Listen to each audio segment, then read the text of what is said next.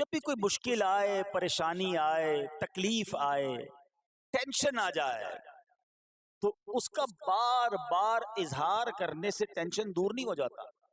کوئی بھی مشکل آتی ہے بندہ سبھی کو بتاتا پھرے، بار بار ذکر کرتا رہے کہ یار بڑی مشکل میں ہوں، بڑی پریشانی میں ہوں۔ شاعر کہتے ہیں نا کہ دکھوں نے تم کو جو گھیرا ہو تو درود پڑھو، دکھوں نے تم کو جو گھیرا ہو تو درود پڑھو، جو حاضری کی تمنا ہو تو درود پڑھو۔ تو جب ٹینشن دور کرنے کا، مشکل دور کرنے کا، پریشانی دور کرنے کا وظیفہ مل گیا ہے، چابی مل گئی ہے، تو پھر فضول باتیں کرنے کی بجائے ہمیں درود پاک کی کثرت کرنی چاہیے۔ صلو علی الحبیب صلی اللہ تعالی علی محمد صلی اللہ علیہ وسلم۔ آج میں آپ کو اللہ کے ایک نبی کا واقعہ سنانا چاہتا ہوں۔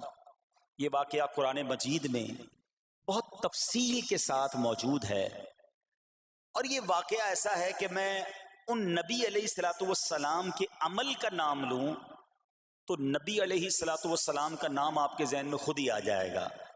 یعنی انہوں نے وہ عمل ایسا کیا کہ اب ان کے نام کے ساتھ وہ عمل ایک خاص ٹیگ بن گیا ہے۔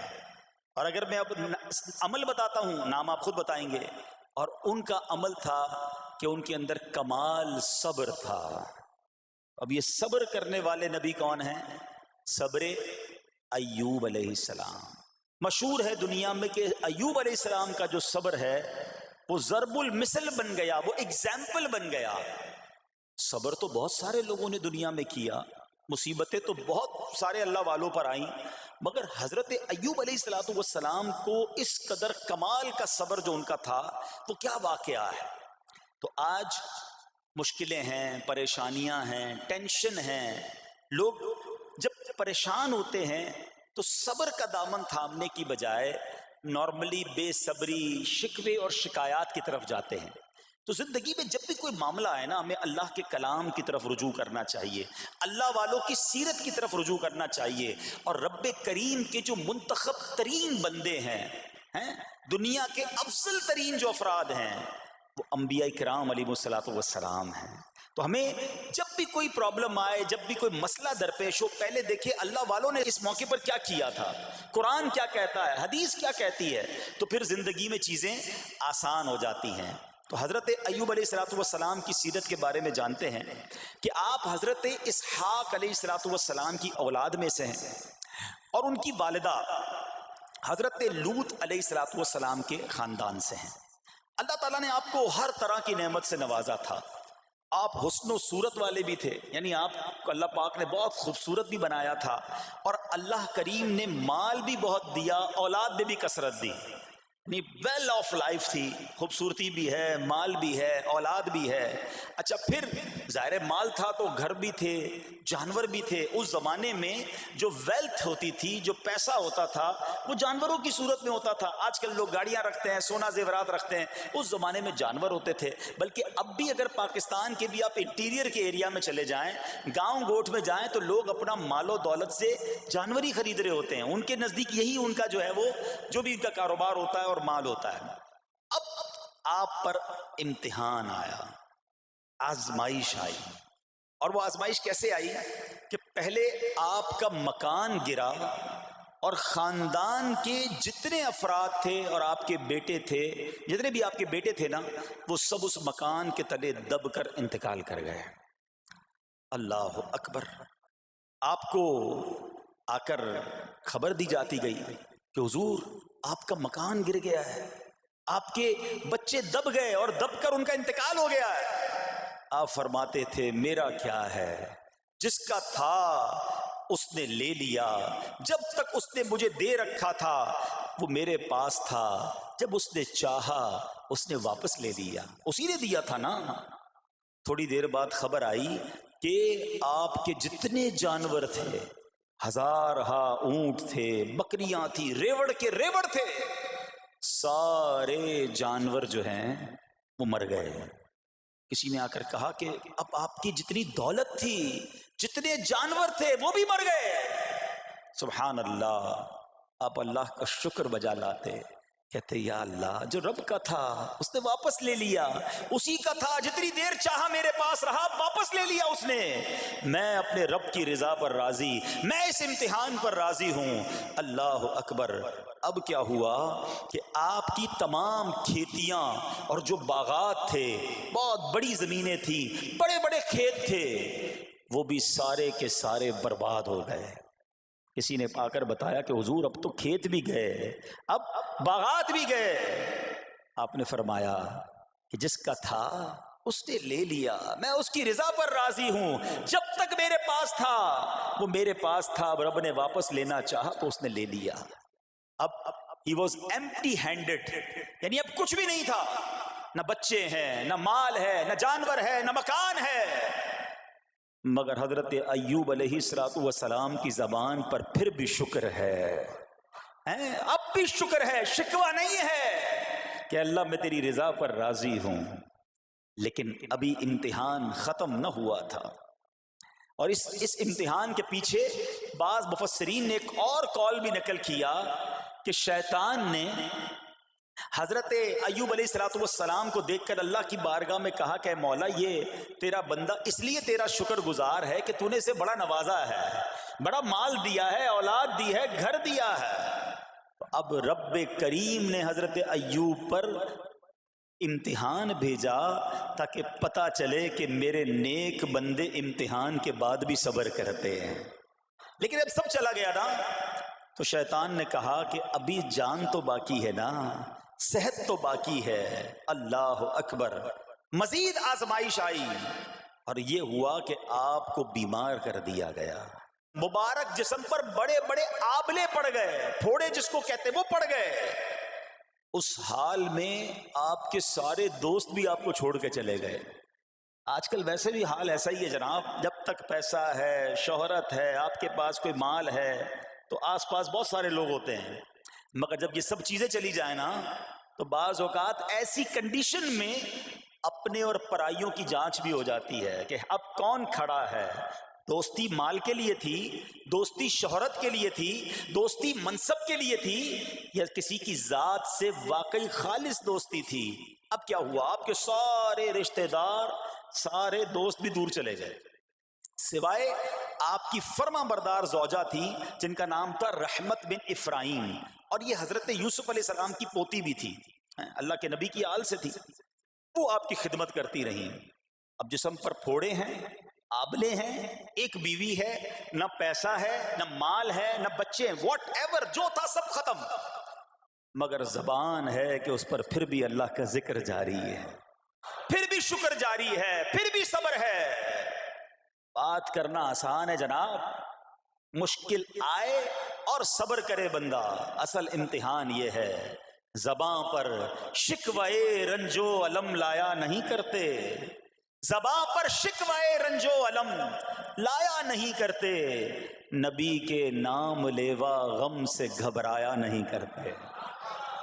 ہم میں سے کسی پر ایسی آزمائش نہیں آئی نا، چھوٹی موٹی آزمائشیں تو آتی رہیں گی. ایک بات یاد رکھنا، یہ زندگی کی جو گاڑی ہے نا، یہ مسائل کے پہیوں پر ہی چلتی ہے. ہمیں بعض اوقات کسی کی گاڑی، کسی کا مکان، کسی کا خوبصورت چہرہ، کسی کی مسکراہٹ دیکھ کر لگتا ہے یار یہ تو دنیا کا سب سے سخی آدمی ہے. ایسا نہیں. تو یہ نہ سمجھے کہ سارا جہان جناب سخی ہے اور میں اکیلا دکھی ہوں، ایسا نہیں ہوتا. بلکہ ہر اس جہاں میں تقریباً ہر بندہ ایسا ہوتا ہے جس کے ساتھ کوئی نہ کوئی دکھ لگا ہوا ہوتا ہے، کوئی نہ کوئی پریشانی ہے. کسی کو مال کی پریشانی، کسی کو روزگار کی پریشانی، کسی کو بیماری لگی ہے، کسی کو اور ٹینشن ہے. تو یہ کبھی بھی نہ سوچے کہ میں زندگی گزاروں گا اور کوئی ٹینشن نہیں آئے گی. تیار رہو امتحان کے لیے، امتحان ضرور آنا. اب کمال یہ ہے کہ اس امتحان میں پاس کون ہوتا ہے. حضرت ابراہیم پر امتحان آیا، زبان پر صبر ہے، شکر ہے، شکوہ نہیں ہے. اب کیا ہوا کہ آپ کا سال ہاں سال تک یہ حال رہا. یہ 2-4 مہینے کا پرابلم نہیں تھا، کئی سال تک آپ بیمار رہے. آپ کی زوجہ جو ہے وہ خدمت کرتی رہی. اچھا یہاں ایک غلط فہمی دور کر دوں کہ کچھ لوگ یہ کہتے ہیں، یہ کتابوں میں پتہ نہیں کچھ کتابوں میں لکھ دیا گیا کہ حضرت ایوب علیہ السلام کو معاذ اللہ کوڑ کی بیماری ہو گئی تھی. ایسا بالکل نہیں تھا. کوڑ کی بیماری نہیں ہوئی تھی، بلکہ نہ کوڑ ہوا نہ جزام ہوا. آپ کو جسم پر پھوڑے پھنسیاں جن کو کہتے ہیں، آبلے نکل آئے تھے.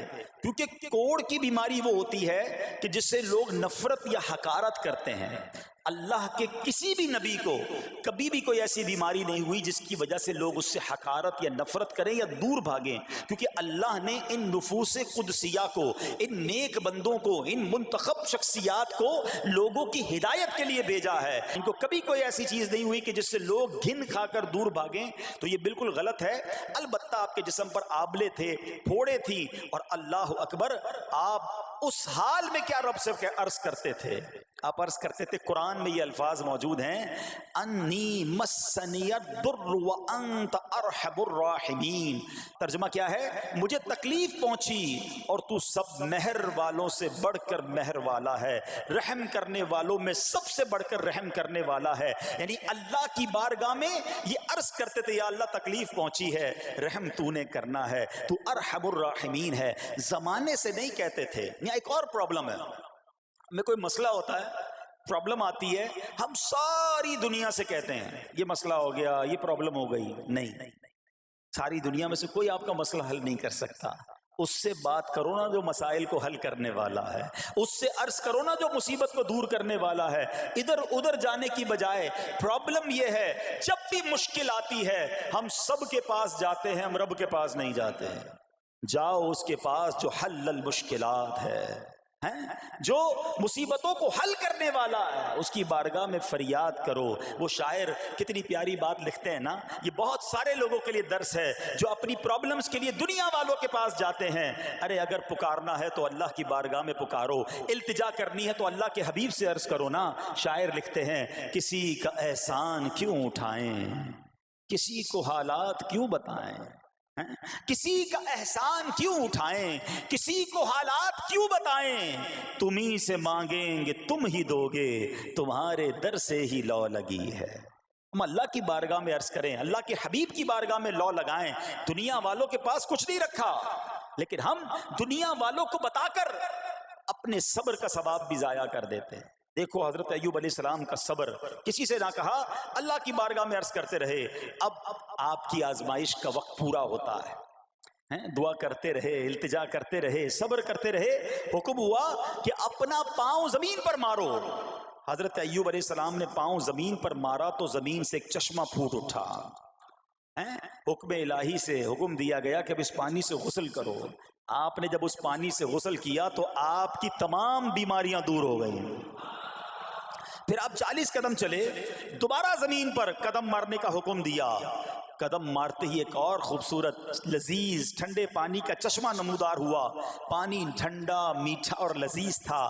اب آپ نے وہ پانی پیا تو آپ کے باطن میں نور ہی نور پیدا ہو گیا، اور آپ کو اعلیٰ درجے کی صحت و نورانیت حاصل ہو گئی۔ اور سنو، میرا رب تو قادر ہے نا، اللہ تعالیٰ نے آپ کی وہ ساری اولاد جو دب کر کئی سال پہلے مر گئی تھی، انتقال فرما گئے تھے، اللہ نے ان تمام اولاد کو پھر زندہ فرما دیا، اور آپ کی بیوی کو دوبارہ جوانی بخشی، اور اب اس کے بعد بھی آپ کی کثیر اولاد ہوئی۔ سنو سنو، جو جانور چلے گئے تھے نا، اللہ نے مویشی، اسباب و خزانہ اس سے زیادہ آپ کو پھر سے عطا فرما دیا۔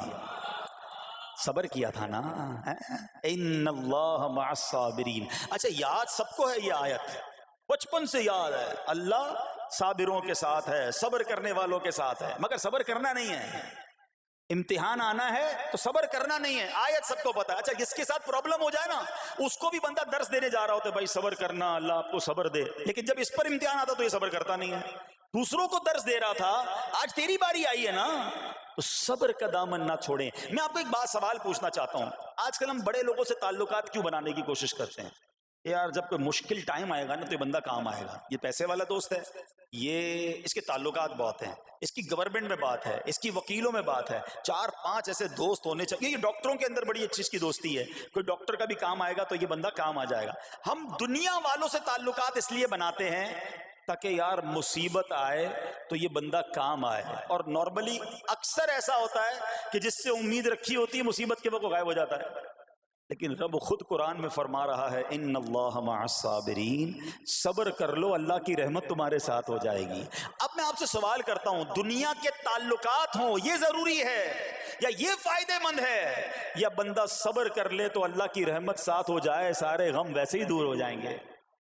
صبر، اس کو نہیں چھوڑنا ہے۔ تو حضرت ایوب علیہ السلام کی زندگی میں ایک اور واقعہ یہ ہوا کہ جب آپ بیمار تھے، آپ کو پتہ جب بندہ بیمار ہوتا ہے تو بعض اوقات اس کی طبیعت میں کیفیات بھی ہوتی ہیں، تو آپ نے اپنی زوجہ کو پکارا، تو آپ کی زوجہ کچھ دیر میں حاضر ہوئی، تو آپ نے جلال میں آ کر اس کو 100 درے، اپنی زوجہ کو 100 کوڑے مارنے کی قسم کھا لی۔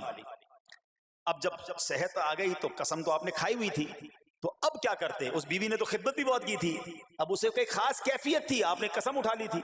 سبحان اللہ، ایوب علیہ السلام کو اللہ کریم نے قرآن میں کیا حکم دیا کہ اے ایوب، آپ ایک یعنی 100 جس کو کہتے ہیں تنکے، 100 تنکوں والی جھاڑو لیں اور اس جھاڑو کو ایک مرتبہ اپنی بیوی کو مار دیجئے تو آپ کی قسم جو ہے وہ پوری ہو جائے گی، یعنی قسم کا کفارہ نہیں دینا ہوگا۔ اللہ اکبر، اللہ نے اس نبی علیہ السلام کی فرما بردار بیوی کی جو سزا تھی یا جو معاملہ تھا اس کو کتنا آسان فرما دیا۔ تو رب کریم نے قرآن مجید فرقان حمید میں اس کو کس طرح بیان فرمایا، وَخُذْ بِيَدِكَ ضِغْثًا فَاضْرِب بِهِ وَلَا تَحْنَثْ، فرمایا کہ اپنے ہاتھ میں ایک جھاڑو لے کر اسے مار دے اور قسم نہ توڑ، اِنَّا وَجَدْنَاهُ صَابِرًا، فرمایا ہم نے اسے صابر پایا، نعم العبد، کیا اچھا بندہ، اِنَّهُ اواب، بے شک وہ بہت رجوع لانے والا ہے۔ ارے آج دنیا کسی کو کہے یہ صبر والا ہے، حضرت ایوب کی شان دیکھو کہ رب فرما رہا ہے قرآن میں اِنَّا وَجَدْنَاهُ صَابِرًا، اور ہم نے ایوب کو صبر کرنے والا پایا، صابر پایا۔ اللہ حضرت ایوب کے صبر کے صدقے ہمیں بھی صابرین میں شامل فرما لے۔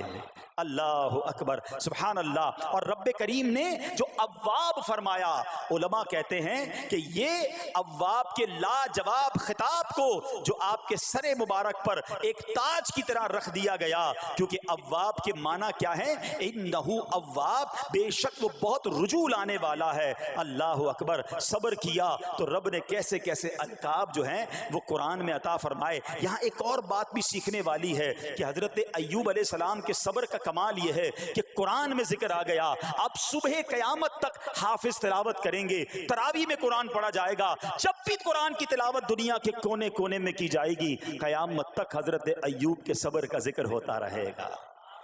جب آپ صبر کرتے ہیں، اللہ رسول کو راضی کر لیتے ہیں، اللہ ان ناموں کو بلند فرما دیتا ہے۔ بہرحال میرے پیارے اسلامی بھائیوں، اب یہاں تھوڑا سا ایک شرعی مسئلہ بھی سمجھ لیں۔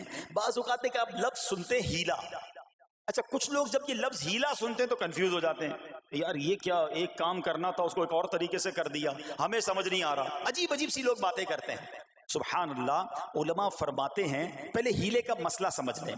فتاوی عالمگیری میں ہے، جو ہیلا کسی کا حق مارنے یا اس میں شبہ پیدا کرنے یا باطل ذریعے سے فریب دینے کے لیے کیا جائے وہ مکروہ ہے، اور جو ہیلا اس لیے کیا جائے کہ آدمی حرام سے بچ جائے یا حلال کو حاصل کر لے وہ اچھا ہے۔ انما الاعمال بالنیات، غلط نیت سے ہیلا کہ کسی کا حق دبا لوں یا معاذ اللہ زکوٰۃ ادائی نہ کرنی پڑے، تو اللہ کو کوئی دھوکہ نہیں دے سکتا، اللہ دیکھ رہا ہے کہ اس کی نیت کیا ہے۔ لیکن ہیلا اس لیے ہے کہ حرام سے بچ جائے، حلال حاصل کر لیا جائے، تو اس کی جو جواز کی صورتیں ہیں علماء نے فرمایا یہ آیت اس میں دلیل ہے، اور آیت کیا تھی؟ وَخُذْ بِيَدِكَ ضِغْثًا فَاضْرِب بِهِ وَلَا تَحْنَثْ، اور فرمایا اپنے ہاتھ سے ایک جھاڑو لے کر اسے مار دو اور قسم نہ توڑو۔ قسم تو 100 کوڑے مارنے کی تھی، اللہ کریم نے آسانی کا راستہ بتایا۔ ہاں ایک بات یاد رہے، یہ بڑی امپورٹنٹ بات کرنے جا رہا ہوں کہ مفتیان کرام، قابل اعتماد مفتیان کرام سے رہنمائی لے کر ہم جیسے لوگوں کو، عوام الناس کو، کوئی ہیلا اپنے طور پہ نہیں کر لینا چاہیے۔ ہاں، کیونکہ بعض ہیلوں کی شرعی طور پر اجازت نہیں ہوتی، اور بعض اوقات ہیلا کرنے میں ایسی غلطی لوگ کر جاتے ہیں جن کی وجہ سے ہیلا ہوتا ہی نہیں ہے۔ تو یہاں صرف آپ کو دلیل بتانا تھا، باقی اگر کسی قسم کا کوئی شرعی ہیلا کرنا ہے تو قابل اعتماد مفتیان کرام سے رجوع کیا جائے۔ سبحان اللہ۔ اب حضرت ایوب علیہ السلام کے صبر کی بات ہوئی ہے نا، اللہ نے پتہ ہے آپ کو کتنا مقام عطا فرمایا کہ نبی کریم صلی اللہ تعالی علیہ وآلہ وسلم نے ارشاد فرمایا، حضرت ایوب لوگوں میں سب سے بڑھ کر عالم، صابر اور غصہ پینے والے تھے۔ حضرت ابن مسعود رضی اللہ تعالیٰ عنہ سے مروی ہے کہ حضرت ایوب علیہ السلام قیامت کے دن صبر کرنے والوں کے سردار ہوں گے۔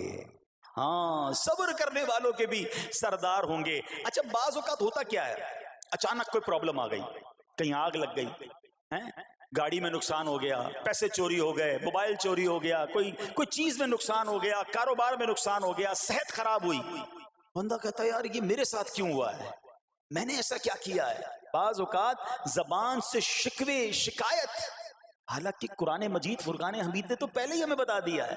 ہمارا پرابلم پتہ ہی کیا ہے، ہم بہت ساری باتیں جانتے ہیں دنیا کی، قرآن و حدیث پڑھتے نہیں ہیں، تو مینٹلی پریپیئرڈ نہیں رہتے. آپ کو پہلے ہی پتا ہو کہ یار گرمیاں آنے والی ہیں، تو اچانک گرمیاں آئیں گی تو پریشان نہیں ہوں گے نا. آپ کو پتا تھا جون جولائی میں گرمیاں ہوتی ہیں بھائی، سردیاں نہیں ہوتی. آپ پنکھا بھی تیار رکھتے ہیں، ٹھنڈا پانی کا انتظام بھی رکھتے ہیں، گرمی کے وقت باہر کم نکلتے ہیں. اور سردیاں آتی ہیں آپ کو پہلے ہی پتا ہوتا ہے، اب رضائی تیار کر لیتے ہیں، سویٹر نکال لیتے ہیں. ایسا نہیں ہوتا کہ صبح اٹھتے تو 40 ڈگری ہوتا ہے، دوسرے دن اٹھتے تو 5 ڈگری ہوتا ہے. بندہ کہ یار آج ٹھنڈ کیوں ہو گئی، کل گرمی کیوں ہو گئی. مینٹلی پریپیئرڈ جب بندہ ہوتا ہے تو وہ تیار ہوتا ہے. اگر جو قرآن پڑھنے والا ہے، حدیث پڑھنے والا ہے، اس کو تو پہلے ہی مینٹلی پریپیئرڈ ہونا ہے. کیوں؟ قرآن کا وعدہ ہے نا، قرآن کا اعلان سنو.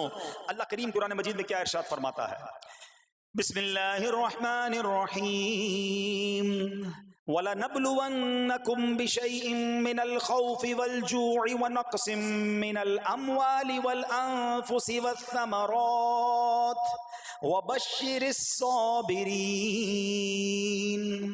اور ضرور ہم تمہیں آزمائیں گے. کیا فرمایا؟ ضرور آزمائیں گے، تیار رہو. دیر از ایگزامینیشن. اچھا آزمائش کن کن چیزوں کی ہوگی؟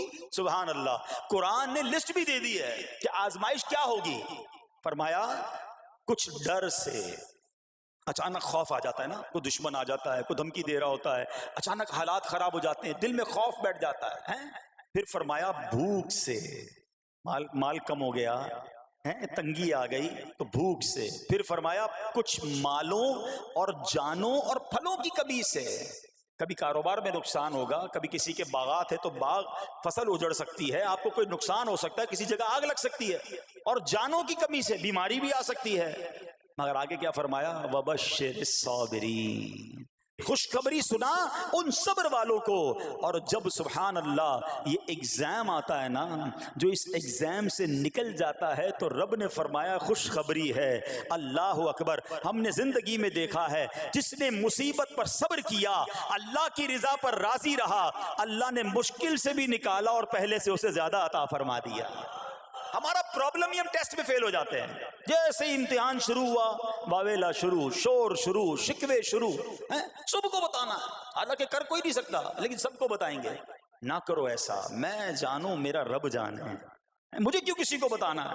ہاں وہ کریم ہے، وہ دیکھ رہا ہے کہ میرا بندہ صبر کر رہا ہے. سبحان اللہ. حضرت سیدنا امام ابو جعفر محمد بن جریر طبری تفسیر طبری میں اس آیت مبارک کے تحت فرماتے ہیں، یعنی ہم تمہیں دشمن کے خوف، قحط سالی، شدید بھوک و فقر و فاقہ، فصلوں کی کمی، مقاصد کے حصول میں مشکلات، کفار سے جنگ کے دوران افرادی قوت میں کمی اور اہل و عیال کی موت وغیرہ کے ذریعے آزمائیں گے. اور یہ سب چیزیں بطور امتحان ہوں گی تاکہ تمہارے سچے جھوٹوں سے اور اہل بصیرت منافقوں سے جدا ہو جائیں. یعنی اس ٹیسٹ میں پتہ چل جائے گا کون اللہ والا ہے، کون صبر والا ہے، کون اللہ کی رضا پر راضی رہنے والا ہے. سنو سنو، جب یہ تکلیف آتی ہے نا تو اس کا پھر اجر کتنا ملتا ہے. شہنشاہ نبوت، مخزن جود و سخاوت صلی اللہ تعالی علیہ وسلم نے ارشاد فرمایا، جو دنیا میں ہی اپنی ہر خواہش کی تکمیل کر لے تو یہ چیز آخرت میں اس کے اور اس کی خواہش کے درمیان آڑ اور پردہ بن جائے گی. اور جو مالداروں کی زینت کی طرف اپنی نگاہیں دراز کرے تو وہ آسمان والوں کے سامنے بے عزت ہو جاتا ہے. اور جو شدید بھوک پر صبر کرے اللہ عز و جل اس کو جنت الفردوس میں جہاں چاہے گا ٹھکانہ عطا فرمائے گا. ہاں ہر چیز پوری ہو جائے، جو چاہیے وہ مل جائے، یہ نہیں ہونا چاہیے. کچھ نہ کچھ آزمائشیں آئیں گی، اور اگر سب ادھر مل گیا تو ادھر پھر کیا ملے گا. ہم اللہ سے یہ دعا کرتے ہیں کہ ادھر بھی عطا فرمائے، ادھر بھی محروم نہ کرے. ہاں ہمیں ڈرتے بھی رہنا چاہیے کہ یار میں جو مانگتا ہوں ادھر مل جاتا ہے، کہیں وہاں محروم نہ رہ جاؤں. تو آزمائش آئے تو صبر کرنا چاہیے، اللہ کی رضا کے طور پہ زندگی گزارنی چاہیے. ایک بار نبی پاک علیہ الصلوۃ والسلام انصار کے پاس تشریف لے گئے تو فرمایا کیا تم مومن ہو؟ بڑا کمال کا سوال جواب ہے، ذرا غور کیجئے گا. ہمارے پاس بھی کوئی آ کر کہے کہ کیا تم مومن ہو تو ہم کیا جواب دیں گے؟ صحابہ خاموش رہے. سیدنا فاروق اعظم نے کہا حضور ہاں ہم مومن ہیں. شاید ہمارا بھی جواب یہی ہوگا ہم مومن ہیں. مگر اگلا سوال سنو نبی پاک علیہ الصلوۃ والسلام کا. فرمایا کہ اگر تم مومن ہو تو تمہارے ایمان کی علامت کیا ہے؟ ہاں اب ہم سے کوئی یہ سوال کرے تو ہم جواب کیسے دیں گے؟ بھائی تم کہہ رہے ہو مومن ہیں, واٹ از دا سمٹمز؟ کوئی نشانی, کوئی علامت تو بتاؤ نا. اب یہ سوال کرنے والے کون ہیں؟ پیارے آقا صلی اللہ تعالی علیہ وآلہ وسلم. صحابہ سامنے بیٹھے ہیں. ارشاد فرمایا مومن ہو تو علامت کیا ہے؟ تو کیا شاندار جواب دیا کہ صحابہ کرام نے کہ ہم جب فراخی کی حالت ہوتی ہے نا, آسانی ہوتی ہے, تو ہم شکر ادا کرتے ہیں. جب آزمائش آتا ہے, کوئی پرابلم آتی ہے, ہم صبر کرتے ہیں اور اللہ کے فیصلے پر راضی رہتے ہیں. نبی اکرم علیہ الصلوۃ والسلام نے جواب میں کیا فرمایا؟ رب کعبہ کی قسم تم مومن ہو.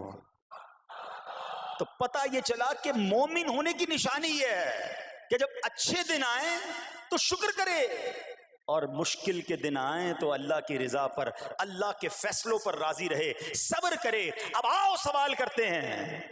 اچھے دن آتے تو ہم کیا کرتے ہیں؟ ارے بھائی میں تو انتظار میں تھا, تھوڑے پیسے آئیں تو فلاں عیاشی کروں, فلاں گناہ کروں. تھوڑے پیسے تھے تو وہ کام ہی نہیں کر پا رہا تھا, اب تو موقع لگا ہے, اب تو دن آئے ہیں. معاذ اللہ, جس کو اللہ نعمتیں دیتا ہے, فراخی دیتا ہے, تو وہ اللہ کی نافرمانی میں لگ جاتا ہے. اور جب اس کو کوئی آزمائش بھیجتا ہے تو وہ ناشکری کہہ کر, بلکہ بعض اوقات تو کفریہ کلمات منہ سے نکال کر ایمان سے بھی ہاتھ دھو بیٹھتا ہے.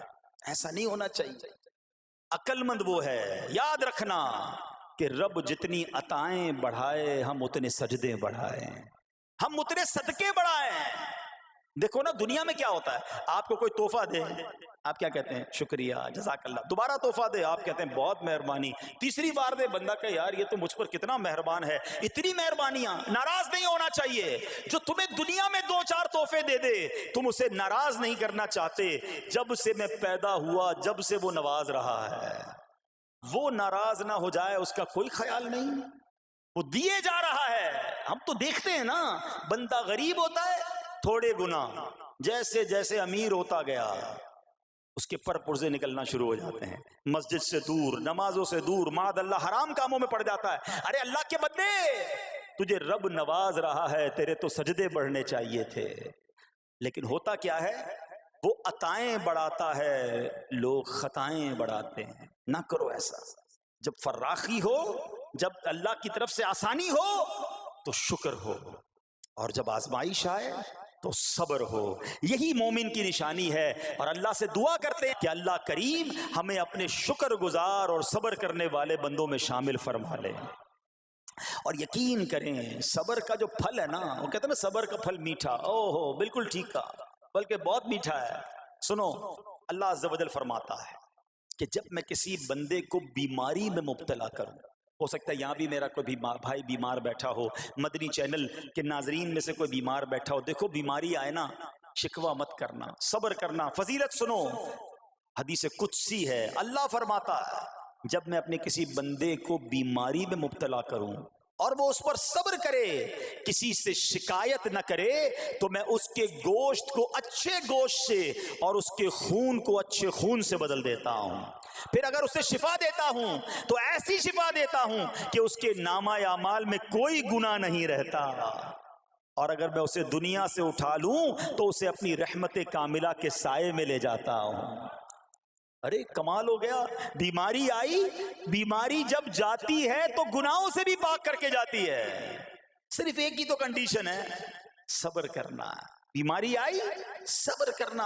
ہاں, کسی سے بات نہ کریں, شکوہ نہ کریں, اللہ کی بارگاہ میں عرض کریں مولا تیری مہربانی, ہاتھ میں درد ہے باقی جسم تو سلامت ہے, اے اللہ آنکھ میں درد ہے باقی جسم تو سلامت ہے, اے اللہ گردوں میں پرابلم ہے میرا باقی جسم تو سلامت ہے, یہ بھی تیری مہربانی ہے. اللہ کرے کہ ہم شکر گزار بندے بن جائیں, کیونکہ یہ بیماری تو ہمارے گناہ معاف کروانے آئی تھی. مگر افسوس یہ ہے کہ جو گناہ معاف کروانے والا کام ہمارے ساتھ ہوا اس میں بھی ہم نے اللہ کو ناراض کر دیا اور شکوے شکایات کی. سنو उसने अखलाक के पैकर नबियों के ताजवर सल्लल्लाहु ताला अलैहि वसल्लम ने इरशाद फरमाया, अभी तो सिर्फ बीमारी की बात हुई ना, अब आओ अगर किसी को कारोबार में नुकसान हो गया, किसी के पैसे कम हो गए, किसी की जानो माल का कोई नुकसान हुआ, कोई आग वगैरह लग गई, सुनो अल्लाह के हबीब अलैहिस्सलाम फरमाते हैं कि अल्लाह इरशाद फरमाता है, फिर हदीस कुदसी है कि जब मैं अपने किसी बंदे के बदन या उसके माल या उसकी औलाद की तरफ कोई सख्ती भेजूं, फिर वो सब्र जमील के साथ उसका इस्तकबाल करे, तो क़यामत के दिन मुझे इससे हया आएगी कि मैं उसके लिए मीज़ान कायम करूं या उसका नामा आमाल खोलूं। हाय हाय हाय, समझते हो इसका मतलब? अल्लाह फरमा रहा है मुझे हया आएगी कि अपने बंदे से अब क्या हिसाब लूं। जब आजमाइश भेजी थी तो इसने सब्र किया था, इसने शिकवा नहीं किया था। खुदा की कसम मैं आपसे पूछता हूं, मेरा कोई नुकसान हो जाए और कयामत के दिन मेरा नामा अमाल ना खोला जाए, मुझे अल्लाह की बारगाह में हिसाब ना देना पड़े, मुझे बताओ ये दुनिया के हिसाब नुकसान की क्या हैसियत है अगर उधर बख्शा जाए। सुनो तो सही, रब फरमा रहा है कि मुझे हया आती है कि उसके लिए मीज़ान कायम करूं या उसका नामा अमाल खोलूं। अरे ये सारी दुनिया की दौलत, ये सारी दुनिया की आसाइश एक तरफ, अगर कयामत के दिन हिसाब किताब में आसानी मिल जाए, अल्लाह बिला हिसाब जन्नत में दाखिल कर दे, इससे बढ़कर कोई नेमत नहीं। मगर आज अफसोस ये होता है कि अगर किसी पर इम्तिहान आता है, वो इस इम्तिहान में फेल हो जाता है। इस हदीस में एक लफ्ज इस्तेमाल हुआ सब्र जमील के साथ। अब ये भी बड़ा मसला है कि लोगों को यही नहीं पता कि सब्र जमील है क्या। लोग कहते तो बहुत हैं, अल्लाह पाक आपको सब्र जमील अता फरमाए। अब उससे पूछो भाई सब्र जमील की तारीफ क्या है, तो फिर तारीफ नहीं पता होती। ये किसी जमील भाई का सब्र नहीं है कि जिसको सब्र जमील कहा जाता है। सब्र जमील की तारीफ समझो। उलमा कहते हैं किसी मुसीबत ज़दा और गैर मुसीबत ज़दा को बराबर में देखो, मगर दोनों में कोई फर्क नजर ना आए।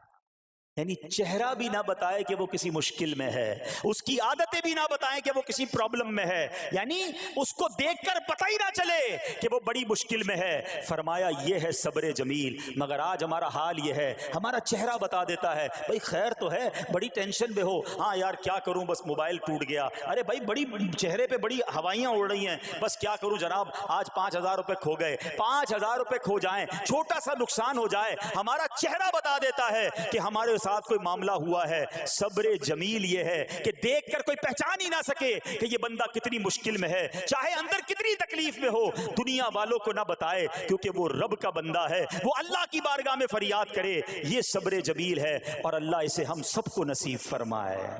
हाँ, ये बड़ी कमाल की बात है। हम क्या करते हैं, सारे जहान को बताते हैं। अच्छा फिर आखिर में लोग कहते भी हैं, जब पूरे मोहल्ले को बता दिया ना, फिर उसके बाद कहते हैं बस क्या करें भाई सब्र ही कर रहे हैं। अब आप सब्र नहीं कर रहे हजरत, हाँ आपका सब्र चला गया, आपने सारी दुनिया को तो बता दिया।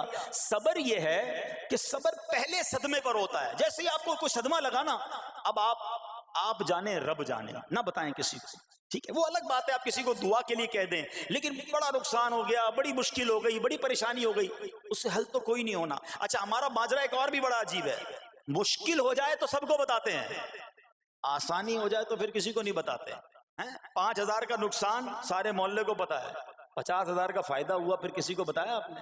नहीं यार बताऊंगा तो नजर लग जाएगी। घर वालों को तो बिल्कुल भी नहीं बताऊंगा, खर्चा बढ़ा देंगे। हैं? घर वालों को सारी टेंशन की खबरें जाके दे रहे होते हैं, मार्केट में बड़ा नुकसान हो गया, आज बड़ा मंदा है, अरे भाई कारोबार बिल्कुल नहीं है, ताकि घर वालों का खर्चा रोक सके। और जैसे ही कारोबार अच्छा हो गया, घर जाते फिर भी वही वाला मुंह बना लेते हैं, ताकि इनको पता ना चले मैं बड़े पैसे कमाने लगा हूं। ये ना किया करें। हाँ, टेंशन आप किसी को बताकर अपना सिर्फ सवाब जाया करते हैं, बाकी कुछ नहीं होता। करना रब ने है।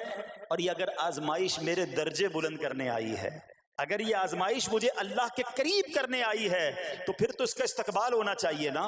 हाँ, हमारे बुजुर्गाने दीन तो आजमाइशों का इस्तकबाल किया करते थे। और सुनो, यहां हो सकता है कि मेरा कोई नाबीना भाई बैठा हो, बाज़ औक़ात ऐसा भी होता है कि अचानक किसी की बीनाई चली जाती है, आंखें ठीक होती हैं और अचानक एक्सीडेंट हुआ या कोई वाकया हुआ है, बहुत बड़ी आजमाइश। अल्लाह इस आजमाइश से हमें महफूज रखे। मगर देखो मेरे रब की शान देखो, जब भी कोई तकलीफ आती है ना, बंदा सब्र करे, उस तकलीफ का अजर तैयार है, उसका कमाल से उसकी रहमत तैयार है, रहमत की बरसात तैयार है। सुनो, اللہ فرماتا ہے کہ اے جبرائیل جب میں اپنی کسی بندے کی بینائی لے لوں تو اس کا اجر یہ ہے کہ میں اسے اپنے دیدار سے مشرف فرماؤں گا. ہاں آنکھیں گئی ہیں مگر اللہ فرماتا ہے میں اپنا دیدار کرواؤں گا. بس صرف صبر کرنا ہے. اسی طرح میرے پیارے اسلامی بھائیوں بعض لوگوں کے یہاں بچے کا انتقال ہو جاتا ہے, چھوٹے چھوٹے بچوں کا انتقال ہو جاتا ہے, یا بعض اوقات پیدائشی بچہ مرا ہوا ہوتا ہے, پیدا اس کا انتقال ہو جاتا ہے, یا بعض اوقات ولادت سے پہلے ہی بچہ ضائع ہو جاتا ہے. بہت شور, بڑا واویلا, بڑا رونا پیٹنا گھروں میں ہوتا ہے. مت کیا کرو ایسا. یقین کریں یہ بہت بڑا انعام تمہیں ملنے جا رہا ہے. ایسا نہ ہو یہ رونا پیٹنا, یہ بے صبری, یہ اللہ کی بارگاہ میں شکوے شکایات, اتنے بڑے تم اجر سے محروم رہ جاؤ. سنو اللہ کے آخری نبی صلی اللہ تعالی علیہ وسلم نے فرمایا جس مسلمان جوڑے کے 3 بچے انتقال کر جائیں اللہ عز و جل ان بچوں پر فضل و رحمت کرتے ہوئے ان دونوں یعنی ماں باپ کو جنت میں داخل فرمائے گا. صحابہ کرام نے عرض کی کسی کے 2 بچے, فرمایا 2 بچے بھی, پھر عرض کی اور 1, فرمایا 1 بھی, پھر فرمایا اس ذات کی قسم جس کے قبضہ قدرت میں میری جان ہے, جس عورت کا کچا بچہ فوت ہو جائے یعنی حمل ضائع ہو جائے اور وہ اس پر صبر کرے تو وہ بچہ اپنی ماں کو اپنی ناف کے ذریعے کھینچتا ہوا جنت میں لے جائے گا. یہ تو جنت کا ٹکٹ تھا. مگر شکوے شکایات الامان والافیز, گھر میں موت میت کو نقصان ہو جائے, ہماری عورتیں ہمارے گھر کے افراد وہ واویلا کرتے ہیں. معاذ اللہ بعض اوقات تو کفریہ کلمات زبان پر ہوتے ہیں. معاذ اللہ ثم معاذ اللہ, کہتے کہ اللہ کو ہمارا ہی گھر ملا تھا, اتنے چھوٹے بچے کا کیا قصور تھا. استغفر اللہ. یہ تمہارے جملے, ایک تو گھر میں مصیبت پہلے ہی آئی ہوئی ہے اور تم اللہ پر اعتراض کر کے معاذ اللہ اللہ کو ظالم کہہ کے اپنا ایمان بھی ضائع کر بیٹھے, یہ تو اس سے بڑی مصیبت ہو گئی نا. تو نہ کریں ایسا. سیکھو. آج میں نے آپ کے سامنے حضرت ایوب علیہ السلام کی سیرت اور قرآنی واقعہ بیان کیا کہ سب کچھ چلا گیا مگر وہ اللہ کی رضا پر راضی تھے. رب نے انہیں صبر کرنے والا بندہ بھی فرمایا اور ساری نعمتیں پہلے سے زیادہ عطا فرما دی. ہاں بالکل نوازا جائے گا. صبر کا دامن اگر نہ چھوڑیں. سنو ہمارے اسلاف کیسے صبر کرتے تھے. حضرت سیدنا فتح موصلی رحمت اللہ تعالی علیہ کی زوجہ محترمہ رضی اللہ تعالی عنہا کا پاؤں پھسل گیا اور ان کا ناخن ٹوٹ گیا. وہ مسکرانے لگی. اللہ اکبر. کبھی کبھی ہمارا بھی ناخن ٹوٹا ہوگا, بہت تکلیف ہوتی ہے. ناخن ٹوٹے تو جان نکل جاتی ہے, مگر آپ مسکرانے لگی. کسی نے پوچھا کہ آپ کو ناخن ٹوٹنے کا درد نہیں ہوا, آپ مسکرا رہی ہیں؟ تو فرماتی ہیں کہ اس درد پر جو ثواب ملے گا نا, مجھے درد پر صبر کروں گی اور جو مجھے اس پر ثواب ملے گا تو اس ثواب کے تصور نے میرے درد کی تلخی کو دور کر دیا. ہائے ہائے ہائے, یہ ہیں اللہ والے. ہاں صبر کرنا کوئی ان سے سیکھے. میرے پیارے اسلامی بھائیوں, احادیث میں روایتوں میں یہ مضمون ملتا ہے کہ اللہ کریم کی بارگاہ میں بندے کا کوئی درجہ رکھا ہوتا ہے. یعنی اللہ کی رضا یہ کہ بندہ اس سٹیج تک پہنچ جائے, اس درجے تک پہنچے, مگر وہ نماز کے ذریعے, روزوں کے ذریعے, عبادتوں کے ذریعے اس درجے تک نہیں پہنچتا. پھر اللہ اس پر آزمائش بھیجتا ہے کہ میرا بندہ صبر کر لے تاکہ صبر کر کے اس درجے کو حاصل کر لے. ہائے ہائے, یعنی مجھ پر کوئی آزمائش آئی تھی میرے درجے بڑھانے, مگر ہائے میری بے صبری کہ میں نے وہ درجہ پانے کا موقع ضائع کر دیا, میں نے وہ ثواب پانے کا موقع ضائع کر دیا. خدا را یاد رکھنا, اگر کسی آزمائش سے گزر رہے ہو تب بھی, اور اگر آئندہ کوئی آزمائش آئے, صبر کا دامن نہ چھوڑنا. یہ تصور کر لینا کہ یہ میرے گناہ معاف کرنے کا ذریعہ بن رہا ہے, یہ میرے درجے بڑھانے کا ذریعہ بن رہا ہے. اور سنو جب مصیبت آئے تو پڑھنا کیا ہے. رسول اللہ صلی اللہ تعالی علیہ وآلہ وسلم نے فرمایا جو مصیبت کے وقت انا للہ و انا الیہ راجعون کہتا ہے تو اللہ عز و جل اس کی پریشانی دور فرما دیتا ہے اور اس کے کام کا انجام اچھا فرماتا ہے اور اسے ایسا بدل عطا فرماتا ہے جس پر وہ راضی ہو جاتا ہے. تو یہ پڑھ لیں لیکن شکوہ نہ کریں. دنیا والوں کو بتانے کی حاجت نہیں. اچھا وہ جو میں بات کر رہا تھا کہ تکلیف سب کو بتانی ہے اور راحت کے بارے میں کسی کو کوئی شکر کرتا ہوا نظر نہیں آتا. ایک بار ایک شخص کے سر پر جو ہے نا وہ تکلیف ہوئی نا, سر میں درد ہو گیا, اس نے پٹی باندھی اور گھومنے لگا. اس زمانے میں حضرت رابعہ بصریہ رضی اللہ رحمۃ اللہ تعالی علیہ، اللہ کی بہت بڑی ولیاں ہیں، آپ نے اس کو دیکھا کہ کیوں پٹی باندھی ہے؟ وہ کہتا سر میں درد تھا اس لیے پٹی باندھی ہے۔ بات تھوڑی سی باریک ہے، سمجھدار لوگ سمجھیں گے، اس لیے پٹی باندھی ہے کہ سر میں درد تھا۔ اللہ اکبر۔ اس اللہ والی نے پتہ ہے کیا کہا؟ آپ کہتی ہیں کبھی صحت کی پٹی بھی باندھی ہے؟ یہ جملہ ہے بڑا سمجھنے والا ہے، یعنی اللہ نے اتنے دنوں تک صحت میں رکھا تو کسی کو نہیں بتایا، اور تھوڑے دنوں کی تکلیف آئی تو پٹی باندھ کے سب کو بتانے چلا ہے کہ رب نے بیمار کیا ہے۔ ہاں، ہمیں اللہ کریم کی طرف سے آزمائش ہمیشہ تھوڑی آتی ہے۔ اگر اپنی زندگی کا ہم پورا عرصہ کیلکولیٹ کریں نا کہ بھئی 40 سال کا کوئی بندہ ہو گیا تو کتنے دن ہوئے 40 سال میں؟ ٹھیک ہے، ایک بار کبھی بیٹھ کے اکیلے میں حساب کرنا، اتنے ہزار دن میں نے دنیا میں گزارے، کتنے دن بیمار رہا؟ تو شاید چند دن، 100 دن، 50 دن، 200 دن بنیں گے۔ کئی ہزار دنوں میں سے اگر چند دن اللہ نے مجھ پر آزمائش ڈالی تو ہزاروں دن راحت بھی تو ڈالی نا، صحت بھی تو عطا فرمایا۔ اتنے دن جس رب نے چھاؤں میں کھڑا کیا، اگر تھوڑی دیر کے لیے دھوپ آئی ہے تو مجھے شکوہ نہیں کرنے چاہیے۔ یاد رکھنا، ہر رات کے بعد صبح ہے، ہر دھوپ کے بعد چھاؤں ہے۔ اگر تم انتظار کرو گے تو رب ایسی رحمت تم پر نازل کرے گا، اپنے غیب کے خزانوں سے عطا فرمائے گا۔ قرآن میں رب نے وعدہ کیا ہے وَمَن يَتَوَكَّلْ عَلَى اللَّهِ فَهُوَ حَسْبُهُ، جو اللہ پر بھروسہ کرے اللہ اس کے لیے کافی ہے۔ مگر ہمارا پرابلم یہ ہے کہ جب مشکل آتی ہے ہم یہ ساری باتیں بھول کر بس شکوہ، شکایات اور پریشانی میں چلے جاتے ہیں۔ ارے آپ اس مصیبت کو اللہ کی طرف سے نعمت سمجھ لو، اللہ کی طرف سے یہ سمجھ لو کہ میرے گناہ معاف کروانے، میرے درجات بلند کرنے کے لیے آیا ہے۔ اچھا اب ایک اور بات، بعض اوقات شیطان ہے نا، وہ کسی کے دماغ میں وسوسہ ڈالتا ہے کہ یار جب میں نمازیں نہیں پڑھتا تھا نا تب تو اتنا پریشان نہیں رہتا تھا، جب سے نمازیں شروع کی، دعوت اسلامی کے اجتماع میں آنے لگا، مدنی قافلوں میں سفر شروع کر دیا، اب تو میں نے کچھ ذمہ داری بھی لینا شروع کر دی ہے۔ ارے میں نے جب سے امامہ پہنا ہے، یہ داڑھی رکھ لی ہے، میری کوئی اسلامی بہن سن رہی ہے کہ بے پردہ گھومتی تھی تو کوئی اتنا ٹینشن نہیں تھا، اب میں نے جناب پردہ کرنا شروع کیا ہے، قرآن پڑھنا شروع کیا ہے تو ٹینشنیں شروع ہو گئی ہیں۔ اب شیطان بعض لوگوں کے ذہنوں میں یہ وسوسہ ڈالتا ہے کہ میں تو دین کے قریب ہو رہا ہوں، اللہ کے قریب ہو رہا ہوں، اور مجھ پر آزمائشیں کیوں آ رہی ہیں؟ سنو سبحان اللہ، اللہ کے حبیب علیہ الصلوۃ والسلام کی کیا شان ہے۔ اعلیٰ حضرت ایسے ہی نہیں کہتے کہ میں نثار تیرے کلام پر، ملی یوں تو کس کو زبان نہیں، وہ سخن ہے جس میں سخن نہ ہو، وہ بیان ہے جس کا بیان نہیں۔ میرے آقا نے کم و بیش 1450 سال پہلے یہ مسئلہ سالو کر دیا۔ حضرت سیدنا سعد بن ابو وقاص رضی اللہ تعالیٰ عنہ فرماتے ہیں کہ میں نے عرض کی یا رسول اللہ صلی اللہ تعالیٰ علیہ وسلم، سب سے زیادہ مصیبتیں کن لوگوں پر ہیں؟ گلی مقاتی نا، پنجابی میں کہتے ہیں نا گالی بات ہی ختم کر دی، حضور یہ بتائیں سب سے زیادہ مصیبتیں کن لوگوں پر آئیں؟ پیارے آقا نے فرمایا انبیاء پر۔ اللہ اکبر، اللہ کے سب سے قریب تو انبیاء ہیں نا، انبیاء پر، پھر ان لوگوں کے بعد جو لوگ بہتر ہیں، پھر ان کے بعد جو بہتر ہیں۔ سنو اب اگلا جملہ، بندے کو اپنی دینداری کے اعتبار سے مصیبت میں مبتلا کیا جاتا ہے۔ اگر وہ دین میں سخت ہوتا ہے اس کی آزمائش بھی سخت ہوتی ہے، اگر وہ دین میں کمزور ہوتا ہے تو اللہ عز و جل اس کی دینداری کے مطابق اسے آزماتا ہے۔ بندہ مصیبت میں مبتلا ہوتا رہتا ہے یہاں تک کہ اس کے دنیا میں ہی اس کے سارے گناہ بخش دیے جاتے ہیں۔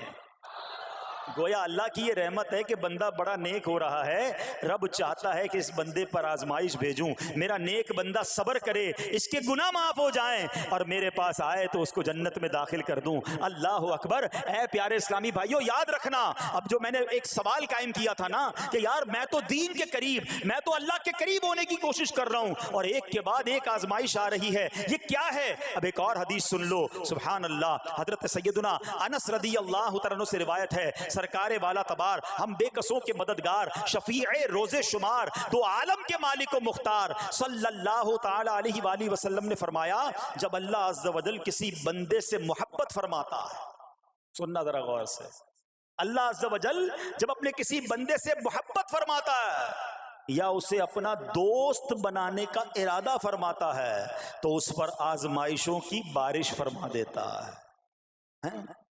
اب سوال ہے نا کہ میں اللہ دوست بھی بنا رہا ہے، اللہ کریم اس پر محبت بھی فرما رہا ہے اور آزمائشیں بھی بھیج رہا ہے. دوست پر آزمائشیں کون بھیجتا ہے؟ دوست کو تو راحتیں ڈالی جاتی ہیں. ہائے ہائے، اب یہی تو امتحان ہے، یہی تو چیک ہے. سنو، نبی پاک فرماتے ہیں جب اللہ اس پر آزمائش بھیجتا ہے نا، وہ بندہ اپنے رب کو پکارتا ہے، اے میرے رب عز و جل. تو اللہ فرماتا ہے میرے بندے تو جو کچھ مجھ سے مانگے گا میں تجھے عطا فرماؤں گا، تو جلد ہی تجھے دے دوں گا اور اسے تیری آخرت کے لیے ذخیرہ کر دوں گا. سبحان اللہ. یعنی اللہ والوں کو آزمایا جاتا ہے، ان کے درجات بلند کیے جاتے ہیں، ان کے گناہ معاف کیے جاتے ہیں. تو اے میرے پیارے اسلامی بھائیوں، کبھی بھی یہ ذہن میں خیال مت لانا کہ یار میں دین میں قریب آ رہا ہوں، میری آزمائشیں بڑھ رہی ہیں. سمجھ لو امتحان شروع ہو گیا ہے، ٹیسٹ شروع ہو گیا ہے. اب اس ٹیسٹ میں مجھے کامیاب ہونا ہے اور اللہ کے مزید قریب جانا ہے. زندگی میں جو گناہ ہو گئے ہیں یہ میرے گناہوں کا انشاءاللہ کفارہ بن جائے گا، میرے درجات کی بلندی کا سبب بن جائے گا. اللہ سے عرض کرنا، اے مولا میں تیری رضا پر راضی، میں تیرے فیصلوں پر راضی. اب تک جو دیا تھا تو نے دیا تھا، یہ سب کچھ تیرا ہے. اے رب جب تو واپس لے گا میں اس پر راضی. جب یہ ثابت قدمی نصیب ہو گئی پھر دیکھو غیب کے خزانوں سے کیسا آپ کے دل پر سکینہ اترے گا، پھر کیسا آپ پر رحمتوں کا نزول ہوگا. تو اے میرے پیارے اسلامی بھائیوں، مصیبتیں آ چکی اور آنے بھی والی ہیں. پہلے ذہنی طور پر تیار رہنا، مگر صبر کرنا. یہ چند دنوں کی، چند گھنٹوں کی، چند لمحوں کی مصیبت ہے، مگر یہ تمہارے درجات کو بلند کر دے گی. رب کریم صبر کرنے والوں کو پسند فرماتا ہے. اور جو میں نے بات کہی تھی کہ صبر بھی کریں اور جب اللہ کریم کی طرف سے راحتیں آ جائیں تو شکر بھی کریں. کیا شاندار رب کا قرآن میں فرمان ہے. اللہ فرماتا ہے وَإِذْ تَأَذَّنَ رَبُّكُمْ لَئِن شَكَرْتُمْ لَأَزِيدَنَّكُمْ وَلَئِن كَفَرْتُمْ إِنَّ عَذَابِي لَشَدِيدٌ. اللہ قرآن میں فرماتا ہے اور یاد کرو جب تمہارے رب نے اعلان فرما دیا کہ اگر تم میرا شکر ادا کرو گے میں تمہیں اور زیادہ عطا کروں گا. ہاں شکر کرو رب اور دے گا، مگر اگلا حصہ سمجھنے والا ہے. اور اگر تم ناشکری کرو گے تو میرا عذاب سخت ہے. اللہ نے اپنے عذاب سے بھی ڈرایا ہے اور شکر کرنے کا درس بھی دیا ہے. تو بہرحال میرے پیارے اسلامی بھائیوں، اللہ کریم سے میں دعا کرتا ہوں کہ اپنے نیک بندوں کے صدقے، کربلا والوں کے صبر کے صدقے، نبی پاک علیہ الصلوۃ والسلام کے طائف کے میدان میں پتھر کھا کر دعا دینے والے صبر کے صدقے، رب کریم ہمیں بھی صبر کی نعمت نصیب فرمائے. صرف زبانی نہیں، قلبی طور پر ہمیں صبر کرنے والوں میں شامل فرما لے. اگر ہم پر کوئی آزمائش ہے تو رب کریم یہ آزمائش ہمارے گناہوں کا کفارہ بنا دے، ہمارے درجات کی بلندی کا سبب بنا دے. دعوت اسلامی کے مدنی ماحول سے اگر ہم وابستہ رہیں گے نا تو ہمیں انشاءاللہ صبر کرنے کا پریکٹیکل جو ہے وہ موقع بھی ملتا رہے گا. کیونکہ صبر کیسے کرنا ہے اس کی کوئی پریکٹس بھی تو ہونی چاہیے نا. تو مدنی قافلے جب اس میں جاتے ہیں نا تو آرام اپنے گھر جیسا نہیں ملتا، کھانا اپنے گھر جیسا نہیں ملتا، بعض اوقات سفر میں تکلیف ہوتی ہے. تو یہ پریکٹیکلی آپ کو صبر کرنے کا موقع ملتا ہے. تو اگر آپ واقعی صابرین میں شامل ہونا چاہتے ہیں تو مدنی قافلوں میں سفر اپنا معمول بنائیں. اللہ کریم ہم سب کو مدنی قافلوں میں سفر کی توفیق عطا فرمائے.